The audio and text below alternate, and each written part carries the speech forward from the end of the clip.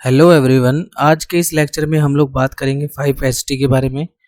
5-HT जो है इसका फुल फॉर्म है 5 हाइड्रोक्सी ट्रिप्टामीन और इसको सेरोटोनिन भी बोला जाता है। और 5-HT जो है वो एक न्यूरोट्रांसमीटर भी है। इसका जो सिंथेसिस है वो कहाँ से होता है भाई? एक अमीनो एसिड से, और उस अमीनो एसिड का नाम है ट्रिप्टोफेन। ओके, 5-HT जो है इसकी हाई कॉन्सेंट्रेशन जो है वो कहाँ पर मिलती है? इंटेस्टाइन के अंदर, प्लेटलेट्स में और जो ब्रेन है। तो इन तीन जगह पर हमें हाई कॉन्सेंट्रेशन मिलेगा किसका? 5-HT का। ओके, 5-HT जो है वो किन किन प्रोसेस में इन्वॉल्व होता है भाई? तो याद रखना, माइग्रेन में इसका इन्वॉल्वमेंट देखने को मिलेगा, साइकोसिस में, स्लीप में और जीआई डिसऑर्डर्स में। ओके, तो 5-HT जो है इसका इन्वॉल्वमेंट कहाँ मिलेगा?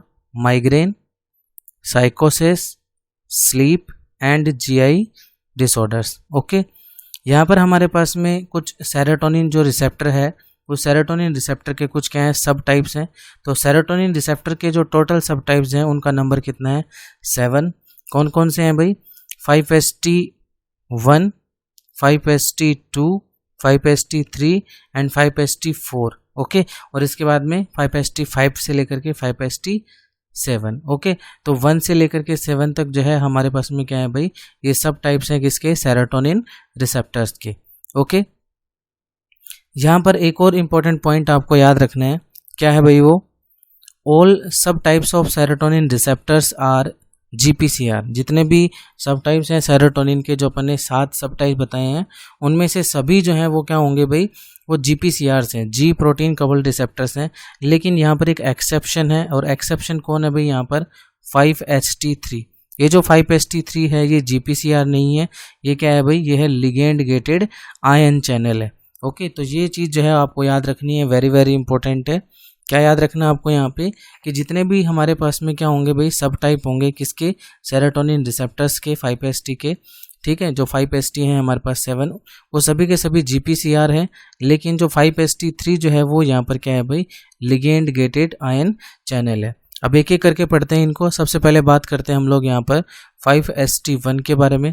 इसकी लोकेशन कहाँ होती है भाई? तो इसका जो लोकेशन है वो हमें देखने को मिलेगा CNS और क्रेनियल ब्लड वेसल्स के अंदर।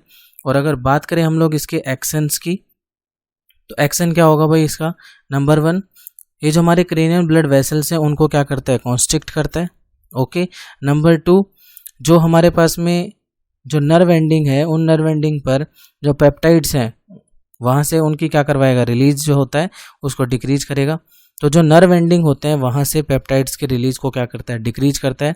और साथ ही साथ में जो 5-HT है, जो सेरोटोनिन है, इसके रिलीज को भी नर्व एंडिंग से क्या करता है? ये डिक्रीज करेगा। ओके, तो ये हो गए 5-HT1 के एक्शन। अब हम बात करेंगे कि जो 5-HT1 जो है इसमें कौन कौन सी ड्रग्स इंक्लूडेड है। ठीक है, तो आप इन ड्रग्स को याद रख सकते हो किससे भाई? बैट से, BET। Okay, B for buspirone, E for ergotamine and T for triptan. ठीक है, तो हमारे पास में ये 3 हमारे पास क्या है भाई? यहाँ पर ड्रग्स हैं जो कि 5-HT1 से बिलोंग करती है। यहाँ पर जो बस्पिरोन है इसके बारे में आपको याद रखना है कि ये 5-HT1A, जो 5-HT1 हमारे पास में जो सब टाइप है 5-HT का, उसका भी एक आगे क्या है भाई? सब टाइप है। वो कौन है? 5-HT1A। उसके तौर पर ये क्या करते हैं? ये पार्शियल एगोनिस्ट की तरह एक्ट करेंगे। इर्गोटामीन के बारे में अगर बात करें तो ये एक एंटागोनिस्ट की तरह रिएक्ट करेगा, या फिर ये पार्शियल एगोनिस्ट है। कहाँ पर भाई?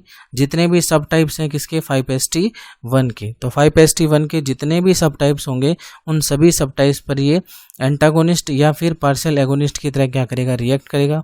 ट्रिप्टेन की बात करें, ट्रिप्टेन जो है इंपॉर्टेंट है, आगे अपन अलग से पढ़ेंगे ट्रिप्टेन के बारे में। तो ट्रिप्टेन जो है वो सेलेक्टिव 5-HT1B और 1D एगोनिस्ट है। ओके, तो आपको याद रखना है कि ट्रिप्टेन जो है वो क्या है? सेलेक्टिव एगोनिस्ट है। किसके लिए भाई? 5-HT1B and 1D। ओके, ये हमारे क्या हो गए? इनके ड्रग्स हो गए। अब हम 5-HT1 के बारे में अपन बात करेंगे यहाँ पर 5-HT2 के बारे में।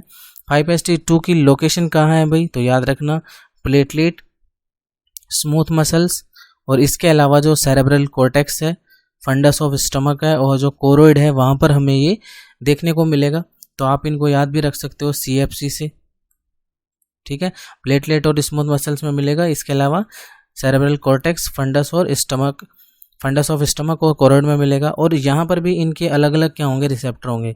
जैसे बात करें सेरेब्रल कॉर्टेक्स की तो वहाँ पर 5HT2A होगा, फिर फंडस ऑफ स्टमक में 5HT2B होगा, एंड देन कोरोइड जो होगा वहाँ पर होगा 5HT2C। ठीक है, तो यहाँ पर 5HT2 then A B and C। ठीक है, तो ये हमारे पास में क्या होंगे, इसके सब टाइप रिसेप्टर्स होंगे। अगर बात करें यहाँ पर 5HT2 के एक्शंस की तो यहाँ पर देखिए सबसे पहले बात करते हैं प्लेटलेट की। तो प्लेटलेट जो है वहाँ पर क्या करेगा भाई, ये प्लेटलेट्स का एग्रीगेशन करेगा, यानी कि जब भी प्लेटलेट एग्रीगेट होती हैं, एक्टिवेट होती हैं, तब वो आपस में क्या होती हैं, क्लम्प होने स्टार्ट कर देती हैं एक दूसरे से, उसको बोलते हैं प्लेटलेट एग्रीगेशन। इसके अलावा स्मूथ मसल्स में क्या करवाएगा, ये कॉन्ट्रैक्शन करवाएगा। ठीक है, अगर हम यहाँ पर बात करें सेरेब्रल कॉर्टेक्स की तो वहाँ पर ये न्यूरॉन को क्या करेगा, एक्टिवेट करेगा, जहाँ पर कौन रिएक्ट करेगा भाई, यहाँ पर 5HT2A। ओके, स्टमक का जो फंडस पार्ट है वहाँ पर भी कॉन्ट्रैक्शन होगा, और यहाँ पर कौन करवाएगा भाई, 5HT2B। और बात करें CSF प्रोडक्शन तो ये कहाँ पर होगा, कोरोइड में, कोरोइड प्लेक्सस, और वहाँ पर रिसेप्टर होगा 5HT2C। ओके, तो ये हमारे पास में क्या हो गए इसके एक्शन। अब हम बात करेंगे कि हमारे पास जो 5HT2 है इसमें कौन कौन सी ड्रग्स हमें देखने को मिलेंगी।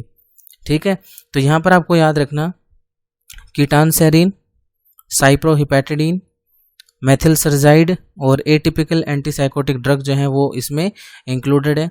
जो कीटानसेरिन है इसके बारे में आपको याद रखना। ठीक है, वैसे भी आपको 5HT2 के जितने भी ड्रग्स हैं उनके बारे में आपको एक चीज़ याद रखनी है कि ये सभी के सभी जो ड्रग्स हैं वो क्या हैं भाई, एंटागोनिस्ट हैं।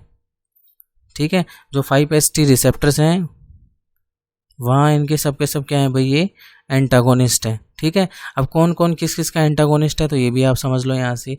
तो ट्रिक से आपको याद रखना है कि जितने भी अपन ने चारों ड्रग्स बताई हैं ये चारों के चारों drugs commonly 5HT2A, 5HT2A, 5HT2A और 5HT2A चारों जो हैं वो 5HT2A रिसेप्टर्स जो है उनके लिए क्या है भाई, ये एंटागोनिस्ट है। ठीक है, लेकिन जो मेथिलसरजाइड है इसके बारे में एडिशनली आपको याद रखना कि ये 5HT2C जो है उसके लिए भी क्या होगा, ये एंटागोनिस्ट की तरह रिएक्ट करेगा।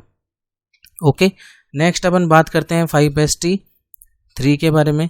लोकेशन की बात करें तो कहाँ पर मिलेगा भाई हमें, यहाँ पर तो याद रखना इसके बारे में कि ये कीमो रिसेप्टर ट्रिगर जोन, और जो हमारा जो GIT है वहाँ पर जो पैरासिम्पैथेटिक नर्व टर्मिनल्स हैं वहाँ पर ही हमें देखने को मिलेंगे। एक्शन क्या होंगे भाई इसके, तो एक्शन में आपको याद रखना कि वॉमिटिंग और जो पेरिस्टाल्सिस होता है उसको करवाने में इनका रोल है। ठीक है, और पेरिस्टाल्सिस इसमें ज़्यादा होंगे तो हो सकता है डायरिया हो जाए यहाँ पे।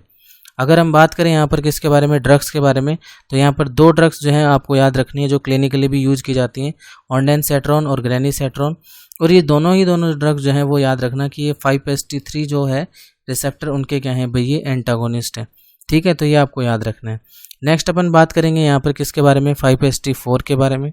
5HT4 की अगर अपन बात करें तो इसका लोकेशन जो होगा वो दो जगह हो सकता है, GIT और CNS के अंदर। बात करें इसके एक्शन की तो याद रखना ये पेरिस्टाल्सिस जो है उनमें हेल्प करेगा। और ड्रग्स की अगर अपन बात करें यहाँ पर तो ड्रग्स में आपको यहाँ पर याद रखना मेटोक्लोप्रामाइड। ठीक है, और ये जो मेटोक्लोप्रामाइड जो है ये 5HT4 जो रिसेप्टर है उसके एगोनिस्ट की तरह क्या करेगा, ये रिएक्ट करेगा। ओके, और बाकी जो हमारे पास में बच गए 5HT5 से लेकर के 5HT7 तक, 5, 6, 7, ठीक है, ये सभी के सभी जो है इनकी लोकेशन हमें कहाँ पर मिलेगी, CNS पर मिलती है। ओके, अब हम बात करेंगे यहाँ पर एक दो ड्रग के बारे में, जिनमें सबसे पहले बात करते हैं 5HT एंटागोनिस्ट के बारे में। तो यहाँ पर जो 5HT एंटागोनिस्ट है उसके बारे में बात करते हैं, जिसका नाम है साइप्रोहिपेटाडीन। ये जो साइप्रोहिपेटाडीन है इसके बारे में आपको याद रखना कि ये H1 रिसेप्टर पर भी एक्ट करता है और 5HT2A रिसेप्टर पर भी एक्ट करता है, और दोनों का ही क्या करता है, ये ब्लॉक करता है। तो एक तरह से क्या हो गया भाई, ये 5 जो HT2A हमारे पास रिसेप्टर है और H1 रिसेप्टर है, दोनों का ही क्या है, ये ब्लॉकर है। सेडेटिव और एंटीकोलिनर्जिक इफेक्ट रखता है, और एपेटाइट जो है उसको क्या करता है, बढ़ाता है, भूख बढ़ जाएगी इसकी वजह से। तो यहाँ पर क्या होगा भाई, हमें एंटीकोलिनर्जिक इफेक्ट की वजह से एट्रोपिन लाइक एक्शन देखने को मिलेंगे, like dryness of mouth. Appetite को बढ़ाता है तो इसकी वजह से क्या हो सकता है, वेट गेन हो सकता है। और सेडेटिव है तो ड्राउजीनेस हमें इफेक्ट भी यहाँ पर देखने को मिलेगा। अगर हम लोग बात करेंगे इसके यूजेज की कि इसके यूज कहाँ कहाँ हो सकते हैं, तो आपको याद रखना कि अगर इसको जो GIT के जो मैनिफेस्टेशंस हैं उनको कंट्रोल किया जाए तो वहाँ पर यूज किया जा सकता है। लाइक ये कॉन्ट्रैक्शन करवा सकता है किसके अंदर, फंडस के अंदर।